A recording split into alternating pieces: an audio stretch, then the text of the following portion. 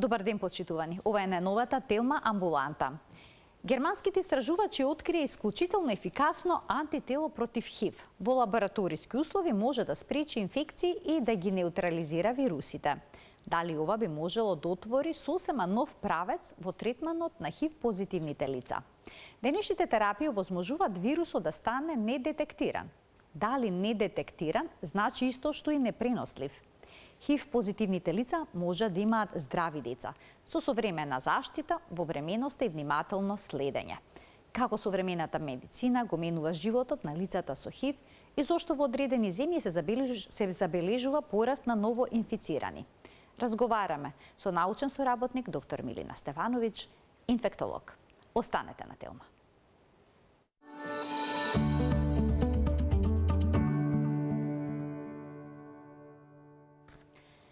Дали науката е на пат да открие лек за ХИВ? Ова прашање ќе го поставиме на научен соработник доктор Милина Стевановиќ, инфектолог од Универзитетската клиника за инфектологија. Докторке, добре ни дојдовте во Телма амбуланта и добар ден. Добре најдов. Добар ден. Емисијата ќе започнам со насловите што доминира изминатиот период, дека германските научници пронашле ново антитело против ХИВ. Што би значило ова откритие во иднина? Дали отвара некој нов пат за третман на лицата кои што се ХИВ позитивни? Секако дека би можело за иднина да значи нов пристап на третманот на ХИВ инфекција или нејзина превенција. Но, нажалост, се уште сме многу далеку од констатација дека имаме нов лек. Какво е тоа антитело? Што тоа значи? Во повеќе од 40 години како е ХИВ откриен, ние на нашата сцена како во раните 80 години како куга, како нешто што навистина коси животито за многу кратко, барем кратко од која ќе се открие инфекцијата до денеска, веројатно една од најбрзите научни текови со сериозни, успешни сознанија е на полето на ХИВ инфекцијата. Од развојот на првиот лек, од сознанијата како тој делува прво во организамот и што е тоа што го прави да луѓето починат и да секогаш биде крај на оваа инфекција со смртен исход, па развојот на првиот лек, па на следните, па сознанијата во однос на лековите, па минимизирањето на несаканите ефекти од лековите кои на почетокот беа навистина исклучително токсични, па може би не знаевме дали повеќе лечиме или предизвикуваме несакани ефекти кај пациентите, преку апсолутно сознанието дека третманот ќе биде само доживотен и никако другачи, до успевање да се комбинираат лековите за да едноставно возможно пациентите ги земаат, затоа што сепак станува збор за секојдневна доживотна терапија преку различни форми на овие лекови, од неколку во една таблета, преку денеска депоа на лекови, еднашка неделно, еднашка месечно, боцкање, и тоа е тоа. И во сите овие алтернативи има од една страна сериозен бенефит, од друга страна некаков несакан ефект.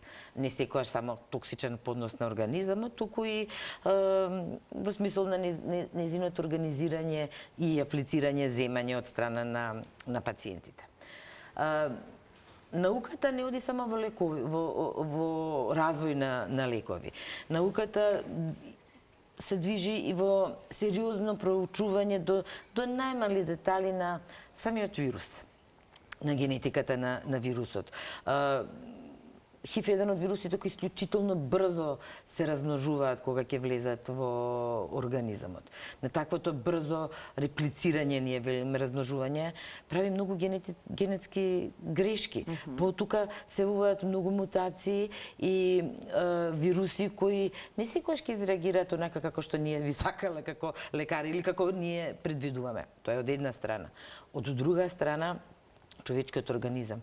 Нашата генетика е различна и практично не може да биде идентична помеѓу двајца луѓе. Па колку ние и како ние ќе изреагираме или колку ние широко ќе отвориме вратата на вирусот да го нападне нашиот имун систем. Од една страна, од друга страна, како ние нашиот генетски систем ќе ги метаболизира, ќе ги прифаќа лековите, колку тие ќе бидат успешни.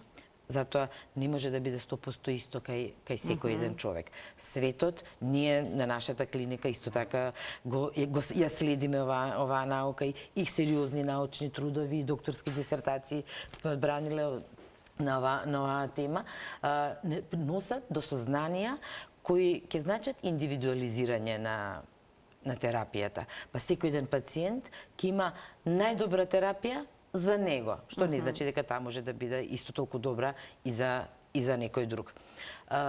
Треба да веруваме во науката и во тоа што таа секојдневно како новитет ни го носи, а на крајот на кривите тоа сериозна надеж за многу луѓе кои живеат со ХИВ повеќе од 20 и 30 веќе години. Каква терапија во моментот примат лицата што се ХИВ позитивни? Дали е тоа и антивирусна? Секако дека. Ние велиме ХИВ е ретровирус, па и терапијата се вика антиретровирусна терапија. Наменета е токму за тој вирус. Низината цел е да го спречи размножувањето на вирусот во организамот. Што прави еден вирус, односно вируси, кога ќе влезат во организамот? Тој мора да се закачи, а се закачува со своји израстоци на израстоци од нашите имуни клетки и на тој начин успева да се шмука, да се толку тесно припие со нашите клетки, да се шмука во нашата имуна клетка. Тука го продолжува своето интензивно размножување. Од една страна интензивно се размножува, го има во поголем број, а од друга страна ја предвремено уништува нашата имуна клетка, умира. Токму поради тоа, спецификата на ХИВ инфекцијата е да има почеток, ние велиме акутна инфекција, најчесто трае кратко и не многу забележително, па има мирен, ние велиме лекарите латентен период. Тој може да трае многу долго време. Зошто е тоа така? На почетокот ги нападнал нашите имуни клетки, ние сме изреагирале повеќе или помалце како организам на тој напад. Меѓутоа, нашите имуни клетки, тој ги уништува, а ние си создаваме нови, нели? И нашиот имун систем успел да направи баланс со вирусот и да не му дозволи да неговото размножување попречи на нашето здравје. И тоа многу долго може да трае. 2-3, но најчесто 7 до 10 години некој просек, кога нема да покаже ниту еден симптом еден човек кој е инфициран со ХИВ инфекција. Да после тој период постепено почнат да се јавуваат инфекции и болести кои не се карактеристични за луѓе кои треба да имаат добар имунитет. Тоа ќе бидат инфекции кои или почесто ќе се јавуваат, значи ќе имаме почести разболувања, или ќе бидат сопричинители кои не прават тешки клинички слики, не прават обично на нозе се поминуваат, но во овој случај ќе развијат една сериозна тешка болест. И тоа е нешто што секогаш лекарите треба да ги алармира дека нешто се случува и покрај таа една обична гина, меѓутоа се јавила 3-4 пати, па клинички малку од малку почува да се видоизменува, да размислува дека нешто можеби дополнително се случува со еден пациент, а не само една обична ангина која секако, па посебно во ова време сега, ќе ги има во голем број, кај најголем дел од луѓето. Понатаму, овој период на појава на болести исто така индивидуално ќе зависи од човекот колку долго време ќе трае, додека не се појават оние најтипични, најкласични симптоми на уништен, пропаднат имун систем. На жалост, ова е природата на инфекцијата со ХИВ. Секогаш, порано или подоцна, завршува со смртен исход. Не смеам да не споменам. Иако тоа е исклучително мал број на пациенти, ние ги велиме, ги нарекуваме нон-респондери. Што значи тоа? ХИВ тешко ги совладува овие луѓе. Значи, ти може да го носат вирусот со себе, а повеќе од 20 години да не покажат никаков симптом. Но не би сакала никој да се препознае во овие, затоа што тоа е навистина исклучително мал процент од луѓето. Кажете. Да, продолжете, нема проблем. Ова го кажувам, ова мала лекција, накратко, ја кажувам, за да после, се оно што ќе зборуваме после, нашите гледачи можат малку полесно да го разберат. И навистина се обидувам многу едноставно да го објаснувам. Реков, ова е природниот тек на болеста. На наша среќа денеска. Не мора вака да се движи болеста. Не смее вака да се. Не смееме си дозволиме вака да се движи болеста. Денеска имаме средства, лек. Ако веќе имаме инфекција, зборуваме сега за момент, имаме инфекција, кој не сме да си дозволиме. Значи имаме можности во државата и во здравствениот државен систем, можности па дури и во приватниот, во однос на приватни лаборатории, каде што има можност да се тестираат луѓето. Сериозно добро развиен граѓански сектор кој се бави со оваа проблематика, па дури можност за само тестирање. Зборуваме веќе многу отворено за проблем ХИВ инфекција и навистина во овој век, во оваа година, не смееме да си дозволиме, недопустиво е касни инфекции на ХИВ инфекција, касни диагнози на ХИВ инфекција и не смееме да си дозволиме тешки пациенти и пациенти кои нема да ги спасиме затоа што биле прекасно дојдени. Така, зборуваме ни за нови третмани, но стигмите се стари во однос на оваа инфекција. Дали може би тоа е причина што не секогаш се тестираат, луѓе кои што се сомневаат дури на ХИВ инфекција? Грешките направени во раните 80-ти години, кога ХИВ инфекцијата е прогласена, односно сидата, е прогласена за болест само исклучиво на мажите кои имаат секс со мажи, само исклучиво на корисниците на дроги, само исклучиво на жените кои се бават со проституција. Сите останати се чувствувале безбедно. Ден денеска и после 40 и повеќе години овие неточности ја креираат стигмата и дискриминацијата кон луѓето кои се во ризик од ХИВ, зголемен ризик од ХИВ инфекција или се веќе ХИВ инфицирани. Токму оваа стигма, токму оваа дискриминација покосила многу пациенти. Па и пациент или пациентки. Така. Токму поради тоа што некој е верификуван како домаќин, поштен, морален, нели? Со се она како што треба еден човек да биде, го коштало глава. Никој не помислил дека треба да се тестира и на ХИВ. А ризиците во животот може да бидат од најнаивни до континуирани и повторувачки, но дали треба некој никому да суди? Не. Лекарот мора да размислува исправно, клинички комплексно, за да дојде до брза и ефикасна диагноза, што значи спасување на човечки живот. Кој спаѓа во ризик групата денеска да се зарази со ХИВ? Сите. Сите ние спаѓаме. Има ли вистина дека жените токму поради овие предрасуди обичаи доцна ја добиваат диагнозата?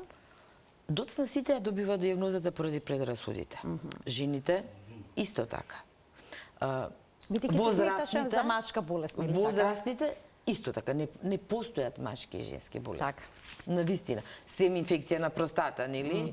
Или инфекции или болести на половите органи. Друго ништо не може да биде женско или машко. Секој може значи да ја добие.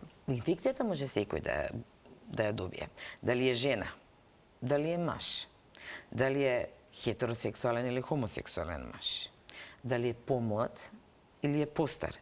не сме да размислуваме нити на пол, во однос на пол, нити во однос на сексуална дискриминација, нити пак во однос на возраст. Ние, нажалост, почина, но почина од старост. Ги изгубивме минатата година најстарите пациенти. Беа по 80 пациентка, уствари, 87 години имаше пациентката. Пациентка меѓу другото. Пациентка меѓу другото. Сакам да ви кажам, никогаш човекот, не случајно го уводот беше малку подолг. Некој може да носи инфекцијата 20 години без знак, 15 години, па еве една проста математика. 40-45 плюс 15, опа, возраст која често ќе ја занемарим, ама не смееме да ја занемариме. Кога не се помислува на тоа. Кога не се помислува. Што се ризиците? Ризиците за секој се незаштитен, ризичен сексуален однос. Дали ќе биде од маж, дали ќе биде од жена, дали ќе биде помеѓу двајца мажи, е ризичен. Па сега ги градуираме сексуалните односи. Анален, вагинален, орален, сите ги практицираат и хетеросексуалните и хомосексуалните двојки. Дали ќе се сложите со мене, нели? Соодветната заштита. Денеска заштитата е малку превенцијата е малку покомплексна. Зборуваме за едукација, без дискусија. Од прв ден на ХИВ инфекција се зборува за едукација и не може да се изостави. И ако мене ме прашате, а верувам дека ќе се сложат колегите од целиот свет, од најрани нозе. Сексуалното образование во училиштата е здравје. И проверени информации, соодветно предадени, пласирани, соодветно разбрани, се базата. Со возраста, со растењето на децата, дополнително доучување и дообјаснување на се она што понатаму ќе следи. Проминуваме на моментот превенција со кондомите. Кондомите во својот дел од функцијата. Денеска науката го вели она што вие го кажавте во најавата. Дали недетектибилен пациент, кај кој количината на вирусот е на минимално, практично, но апаратите со кои ги правиме тестовите, немерливо. Дали тоа значи дека може да го пренесе вирусот? Значи, со лековите кои што се дават со терапијата, всушност се намалува нивото на вирусот во крвта. Ние викаме недетектибилност. Колку време терапија треба да приме еден пациент за да го постигне ова ниво на недетектибилност? За неколку месеци, до 6 месеци ние сметаме дека е оптимално. Некои пациенти им треба малку подолго време, кај некого малку пократко, но е релативно, апсолутно е релативно брзо. Оваа недетектибилност не значи дека тестот е негативен. Не значи дека вирусот го нема во организмот, исчезнал. Не. Само значи дека количината на вирусот е толку многу мала, што апаратите кои ги користиме за овие тестови не може да ги детектираат. Тоа за нас значи успешна терапија. Дали тоа значи дека овие пациенти сепак може да го пренесат вирусот доколку имаат сексуален однос без заштита? Може ако малце просрчате, ќе прочитате многу често, ќе прочитате undetectable, untransmissible. Значи, човек кој нема еднакво. Човек кој има недетектибилно ниво, не може да ја пренесе инфекцијата понатаму. Зошто е тоа добро? Ги спомнавте децата и мајките. Може да имат потомство. Може да се има потомство, уредно планирано потомство. Живот, како и семејство во кое нема ХИВ инфекција. Истото се однесува и за мајката која е позитивна, истото се однесува кај двојки каде што само мажот е позитивен, а жената не. На овој начин е жената заштитена, не може да биде инфицирана, зачнувањето и бременоста да биде во најнормален тек, се разбира која мајката негативна и плодот ќе биде негативен. Но и за инфицираните, но и за инфицираните мајки. Ако жената е соодветно третирана и дијагностицирана, треба ли дијагностицирана, специјална заштита некаква да прима во текот на бременоста? Не, ако за бебето да биде здраво, да се роди здраво? Не, сем терапијата која оди која оди. Ако е планирана бременост и на жена која е позитивна, планот е секако прво да стане недетектибилна, па после да ја планира бременоста, нели? Но и да е бремена, ако максимумот е да се во превенцијата да се постигне недетектибилно ниво и да се заштити тоа е највише што може да се заштити плодот и, нели, бебето по породувањето. Тоа се начини на превенција. Но сакавте да ме прашате нешто? Сакав да ја прашам во однос на тестирањето, ќе се задржиме малку повеќе на превенцијата во текот на емисијата, но кога некој ќе има ризичен сексуален однос, колку време по него би можел да направи тестирање? Има ли ситуации кога може би вирусот е присутен во организмот, но тестот сепак ќе биде негативен? Секако дека Што е има. тоа прозорец кога станува збор за ХИВ инфекција? Секако дека има.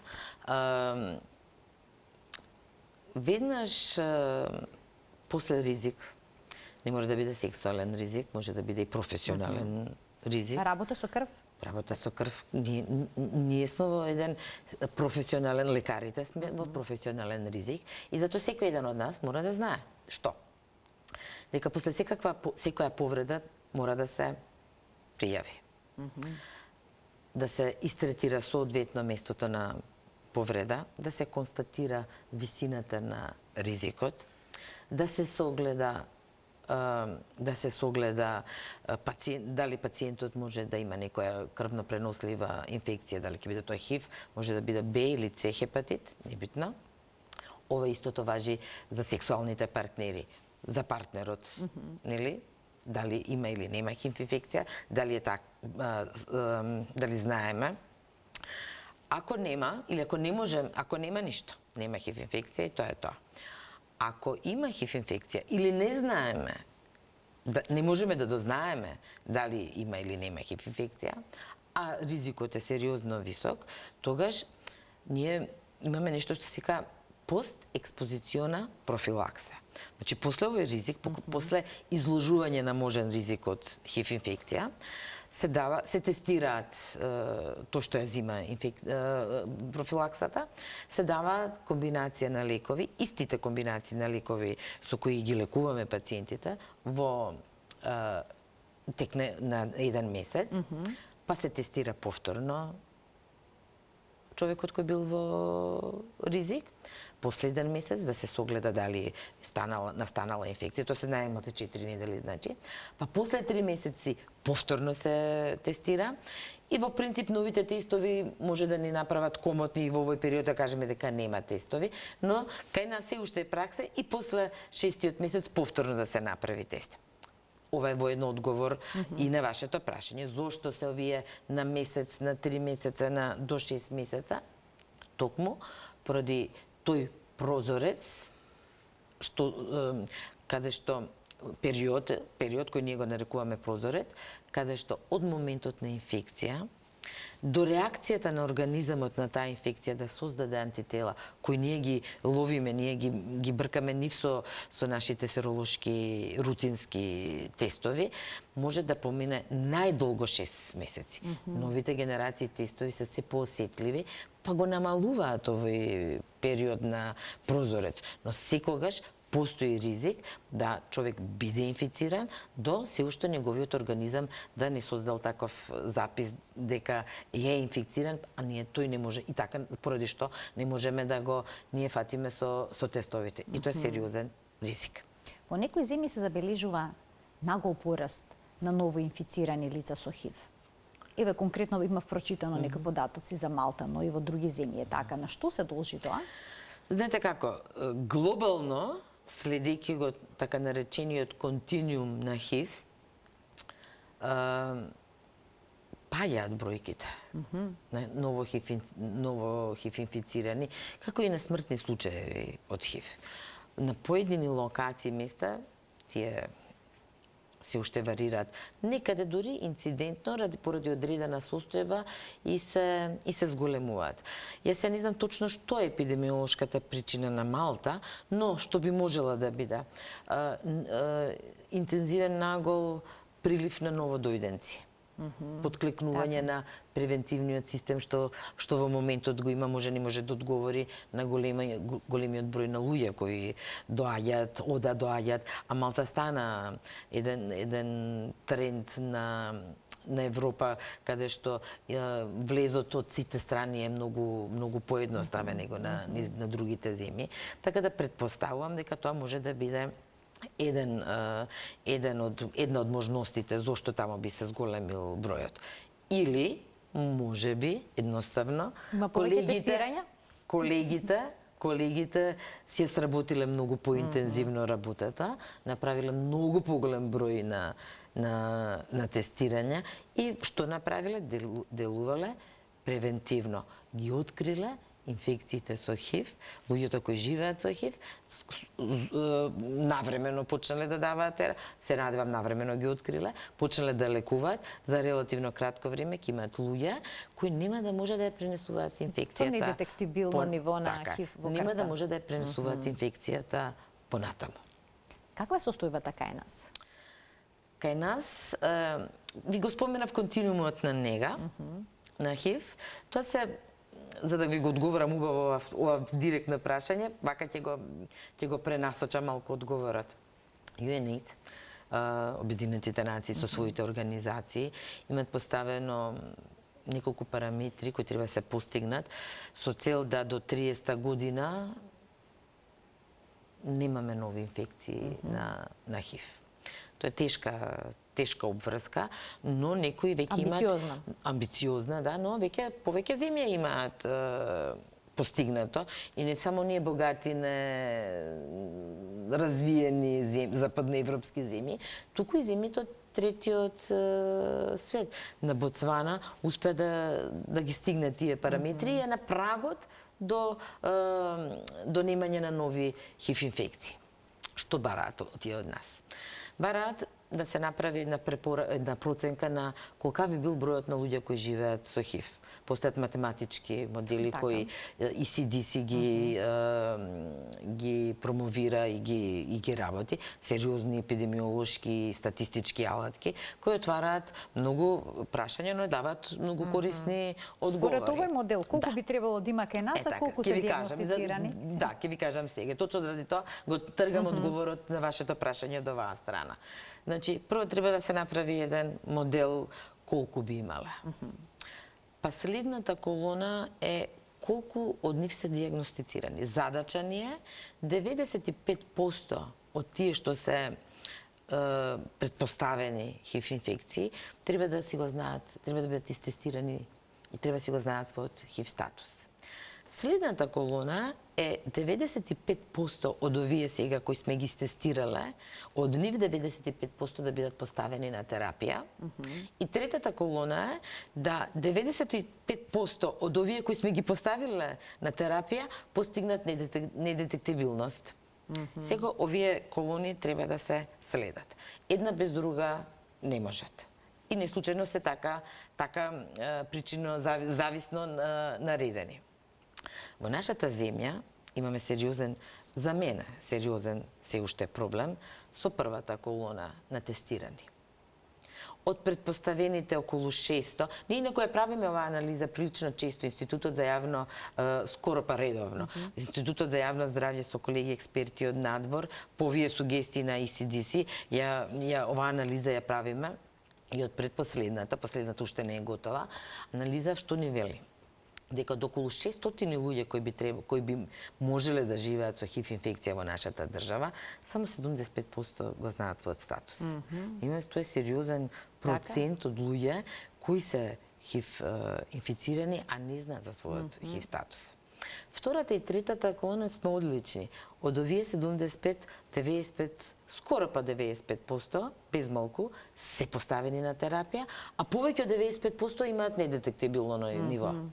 За да стигнеме до ној корак до 30-та година да немаме нови ХИВ инфекции, многу лесно можеме тоа да го направиме, зборувам за нашата држава, ако успееме да стигнеме да го испразниме пулот со ХИВ позитивни пациенти кои не го знаат својот. Значи широко тестирање.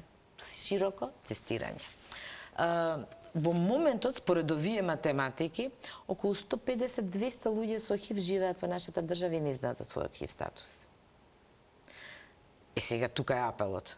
Тука е нашата превентивна приказна. Тука е вашата. Да луѓето не се чувствуваат во опасност ако отидат да се тестираат. Напротив. Сега зборувам прво за секој еден поединец, независно од здравствениот систем. Значи може да има само тестирање, може да дојде на клиника кај нас во советувалиштето да се тестира, може да се тестира во приватна здравствена лабораторија некоја, може да оди во организациите на ХЕРА, во Центарот за млади, може да оди во ЕГАЛ, може да оди во Заедно посилни, што се се места каде што ќе направи доверливо советување и тестирање на ХИВ, каде што ако случајно искочи позитивен резултат, веднаш ќе му бидат кристализирани, јасни, брзи патеките до нас, до нашиот одел, до нашата амбуланта, каде што уште побрзо ќе се завршат останатите дијагностички процедури и лекувањето ќе почне за не повеќе од 2 дена.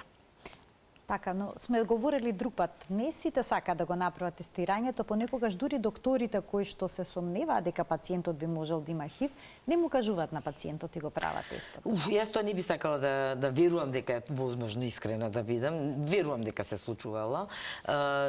И нажалост, да, ние се уште имаме проблем со белиот мантил кој е и скептичен и дискриминирачки се уште настроен.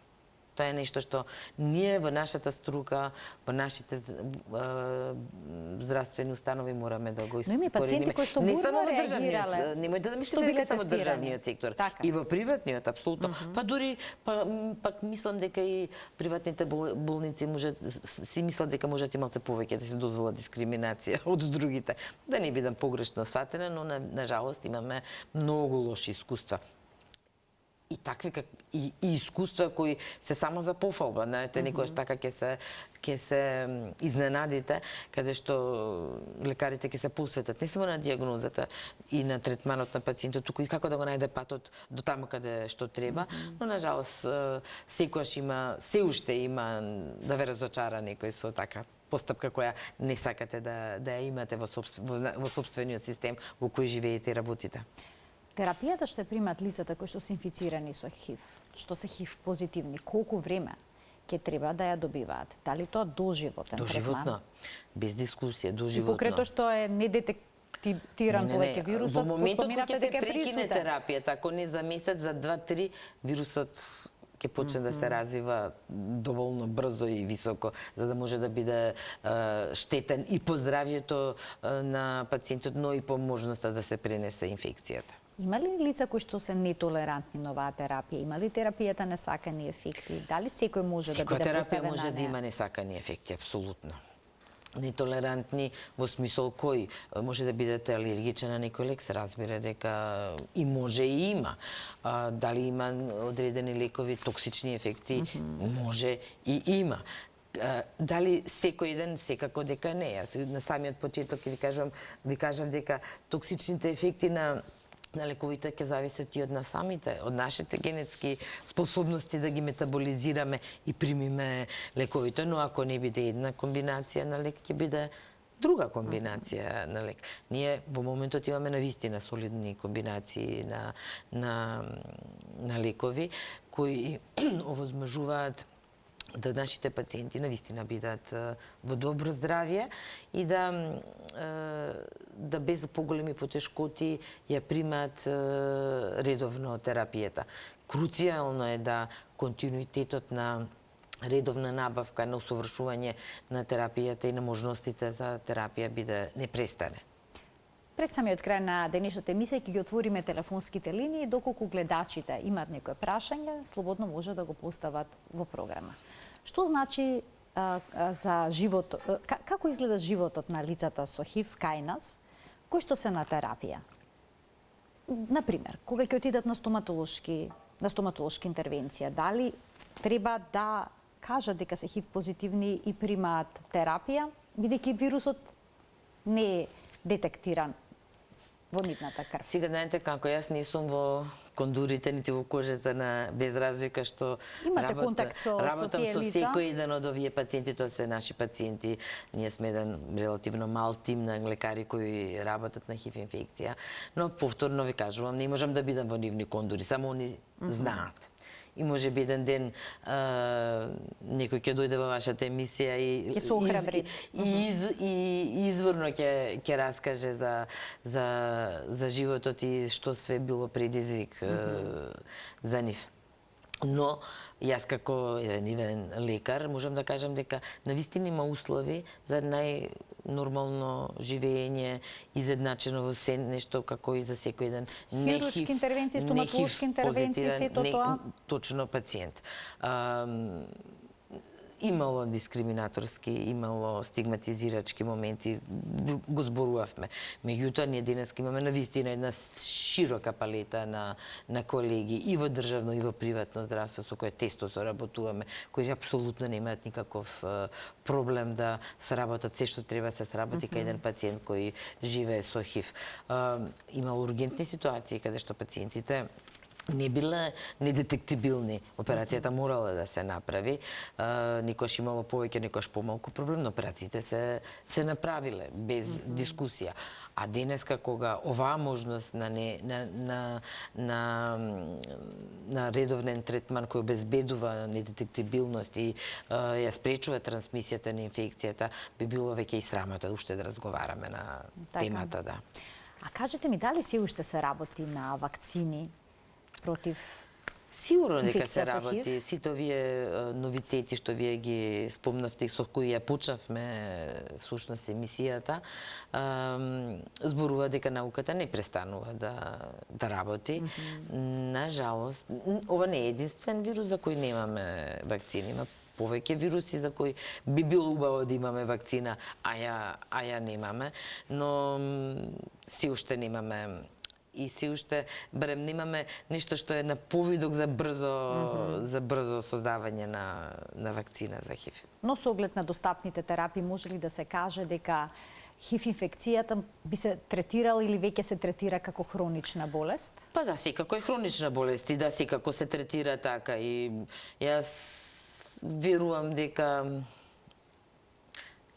како што не најдовме лек да го излечиме дијабетот еднашка за секојаш, така и ХИВ, на жалост, не можеме. И многу други болести кои се хронични, за кои немаме лек за излекување. Имаме лекови кои ја држат болеста под контрола, да таа не се развива, да не прави компликации и проблеми.